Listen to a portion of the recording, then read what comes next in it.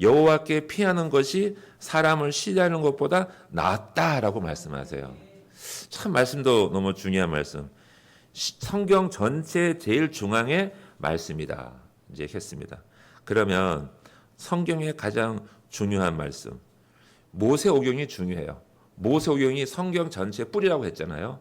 근데 모세오경 중에 가장 또 그 중에 더 중요한 것 중에 중요한 것은 레위기예요. 왜 그럴까요? 중앙에 있어요. 창세기, 출애굽기, 레위기, 민수기, 신명기 가장 중앙에 레위기가 있어요. 레위기 말씀이 가장 중요합니다. 아이들을 가르치는 말씀이 레위기예요. 그런데 참 신기하게도 우리는 굉장히 어렵게 생각해요. 그 말씀을. 아주 우리가 쉽게 우리가 풀어보지 못해서 설명을 못했기 때문에 어려울 뿐이지 가장 중요한 진리를 말씀하고 있다. 레위기가. 아마도 8주 뒤에 여러분들의 신앙은 딱 아마 큰 바위 위에 더 서 있을 줄 믿습니다. 든든하게 서 있을 줄 믿습니다. 그 레위기는 예배를 어떻게 드리는가에 대해서 말씀하고 있어요. 또 특별히 우리 남성 항상벌이 죄짓 맡은 우리 구주가 부르신다는 거잖아요. 그 죄짓 맡은 우리 구주를 설명하는 책이 레위기예요. 예수님을 설명하는 책이에요. 아빠 차를 타고 가다가 잠이 들었어요. 집에 도착하니까 집에 도착했는데 애가 아직 자고 있어요. 그럼 아버지가 어떻게 합니까? 네? 안고 가세요? 저 같은 발로 뻥 차가지고 야 일어나 빨리 하고 할까요? 안 그렇죠. 보통 부모들은 그 아이를 깨지 않도록 조용히 들어가지고 집으로 옮겨놓잖아요. 침대에다가.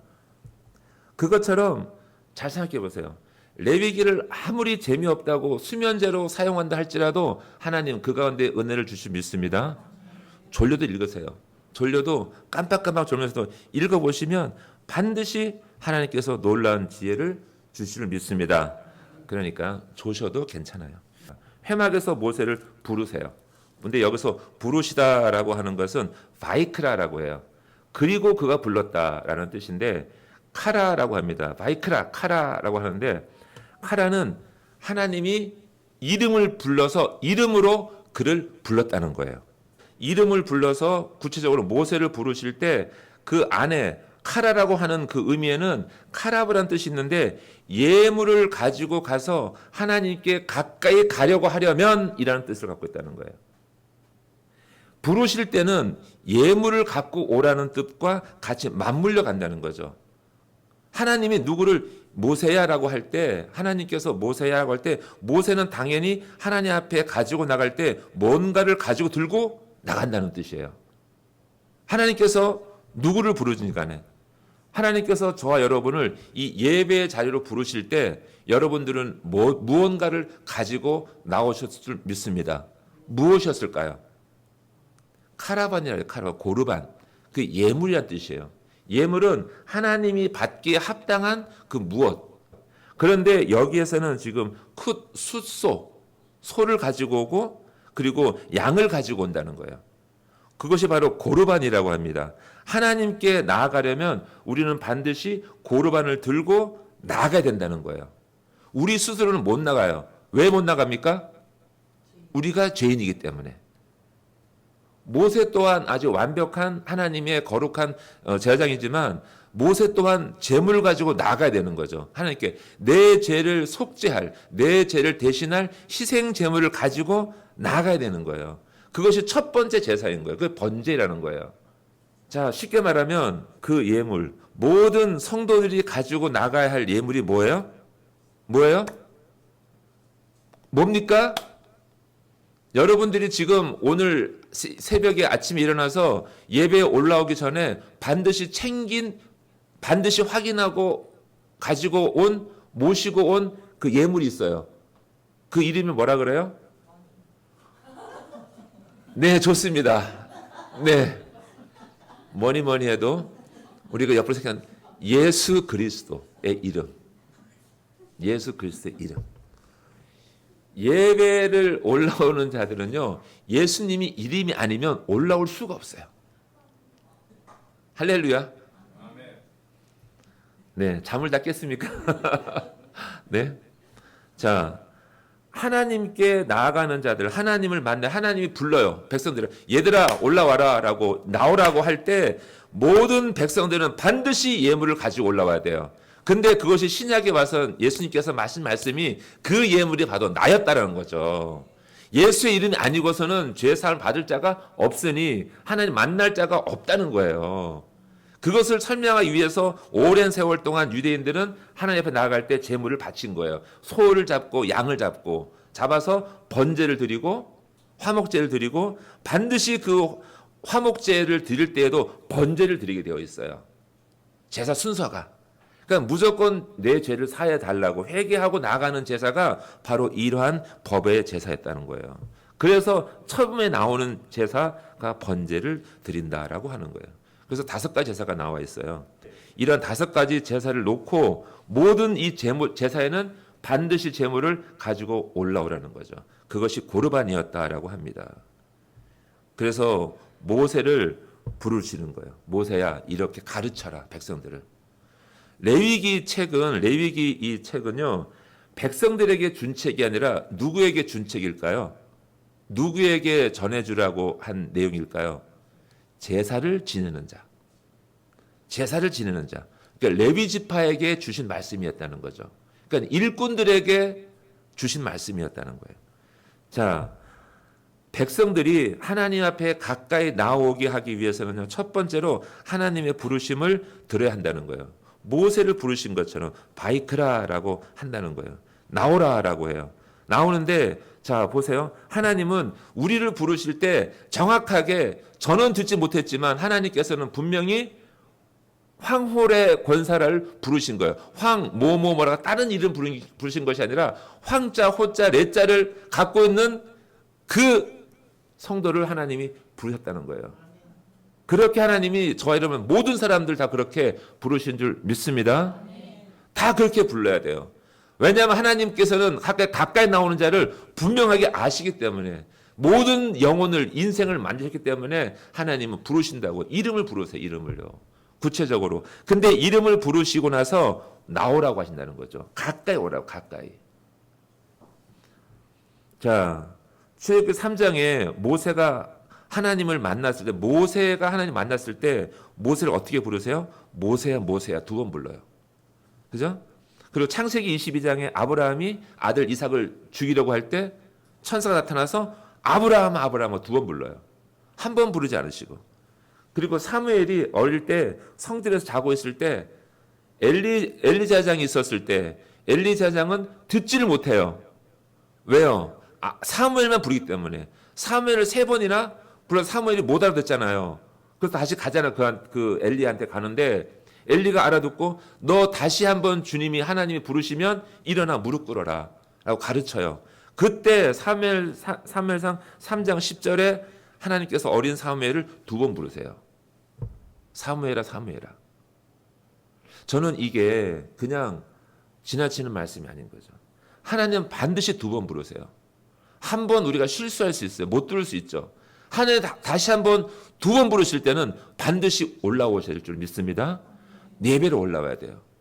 저는 안타까운 게 저도 이런 말씀을 공부하지만 배우지만 뼈에 사무치진 않아요. 근데 이 말씀을 준비하면서 하나님이 얼마나 우리를 부르시는지 마음이 와닿는 거예요. 얼마나 부르시는지. 나오라고. 하나님 앞에 오라고. 예배 드리라고.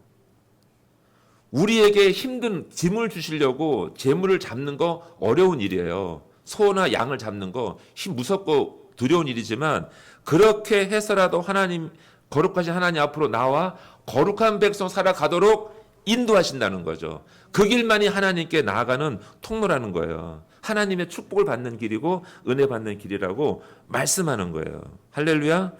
하나님의 음성을 듣기를 축복합니다. 예수님이 뭐라고 말씀하세요? 마태복음 11장 28절 말씀에 한번 띄워봐 주실래요? 함께 했습니다. 시작. 수고하고 무거운 짐진 자들아 다 내게로 오라. 내가 너희를 쉬게 하리라. 아멘. 무거운 짐을 진 자, 인생의 영혼의 무거운 짐진 자들을 다 나오라고 하잖아요. 하나님이 부르신다는 거죠. 하나님이 이름을 다 부르셔서 다 내게로 오라. 내가 너희를 쉬게 하리라. 예수님이 아니면 그 길을 갈 수가 없는 거죠. 예수님이 아니면 우리의 짐을 쉬게 하실 분이 없다는 거예요. 내려놓게 할 수 없다는 거예요. 성도 여러분, 음성이 들려질 때 빨리 올라오세요. 예배로 올라오시고 정말 무릎 꿇고 기도하시건 찬양하시건 감사하시길 축복합니다.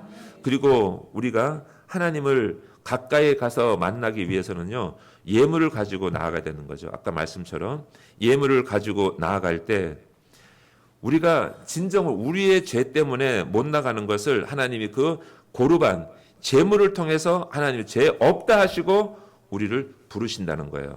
할렐루야. 이 말씀, 이것은 결국 예수 그리스도의 이름을 들고 나오라고 하시는 거죠. 예수님만이 우리의 길이고 진리요 생명이라고 말씀하셨죠. 하나님 앞으로 나아갈 수 있는 유일한 길은 예수 그리스도의 십자가의 길이라고 말씀하십니다. 히브리서 10장 12절 말씀 좀 보여주세요. 자, 시작. 오직 그리스도는 죄를 위하여 한 영원한 제사를 드리시고 하나님 우편에 앉으사. 그다음 18절에 또 18절 시작. 이것들을 사하셨은즉 다시 죄를 위하여 제사 드릴 것이 없느니라. 아멘. 히브리서를요, 이 레위기와 히브리서를 같이 읽으면 이해가 돼요. 예수님이 왜 그러셨는가? 우리가 드렸던 구약에서 드렸던 선조들이 드렸던 그 제사가 왜 그것이 끝나는가? 왜 지금 드리지 않아도 되는가를 설명하고 있어요. 예수 그리스도는 오직 죄를 위하여 한 영원한 제사를 드리시고 십자가에서 우리의 모든 죄를 지시고 죽으시고 부활하시고 영생의 길로 인도하셨다. 이것을 끝낸 거예요. 구약의 제사를 끝낸 거예요. 그래서 예수 그리스도 이름만으로 살아간다고 영생을 얻겠다고 결론적으로 설명하고 있는 거죠. 히브리서가 레위기의 그 제사를. 성도 여러분, 예수 그리스도를 믿는 믿음으로 나아가시면 하나님을 만날 수 있습니다. 아멘. 하나님 만나는 길이에요. 예수 그리스도 이름으로 주님이 내 죄를 사하셨다는 것을 믿으면 주님 하나님 앞으로 나아갈 수 있는 권세가 있는 줄 믿습니다. 당당하게 나가시길 축복합니다. 그러니 예수 그리스도, 나를 위하여 2000년 전에 십자가 위에서 죽으신 나사렛 예수 그리스도, 그분만이 나의 죄를 용서하시고 하나님을 만나게 하신 줄 믿습니다. 이 재물을 갖고 온다는 것은 굉장히 힘든 일이에요. 그것도 가장 귀한 것, 흠없는 재물을 갖고 온다는 것은 쉽지가 않아요. 그래서 재물을 반드시 갖고 오라고 하시는 이유가 그래서 있는 거예요. 그래서 하나님께 나오는 길이 쉬울까요? 어려울까요? 어려운 거예요. 우리 그 김모 집사님이 쉽게 오는 것 같죠? 그죠? 열심히 일하고 막 시간이 나서 오시는 것 같습니까? 아니에요. 어렵게 갈등을 하실 거예요, 아마. 우리 모두 그렇지 않습니까? 좀 더 피곤하면 자고 싶고, 일이 있으면 어디 딴 데 가야 될 일이 있고, 일을 접어두고 오잖아요. 그것처럼 예물을 가지고 오는 일은 굉장히 어려운 일이에요. 그걸 보고 계시는 거죠. 하나님은 예물을 가져오는 그 마지막 결론이 중요하다. 예물을 준비해서 오는 그 길, 갈등, 이 예물이 다칠까봐 보호해주고 먹이고 재우고 하면서 가지고 오는 그 과정 하나님이 너무 기뻐하신다는 거죠. 그래서 굳이 갖고 오라고 하시는 거죠. 그걸 끌고 오라고, 데리고 오라고. 그리고 가지고 온 재물에 자기의 손을 얹어요. 내 손을 얹어요. 어떻게 하라고요? 내 죄를 이 양에게, 소에게 전가했습니다. 대신 이 양이 대신 죄를 지었으니 이 양을 죽이시고 나를 살려주세요라고 한다는 거예요. 가까이 오시 축복합니다.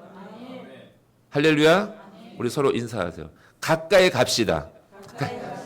네, 할렐루야. 할렐루야. 네, 자, 우리 결단의 시간 갖기 원합니다. 하나님이 지금 가까이 오라고 부르셨어요. 그죠? 근데 가까이 갈 때 예수 그리스도의 이름을 들고 나아가세요. 믿음으로. 그 외에는 우리에게 길이 없다고 말씀하셨거든요.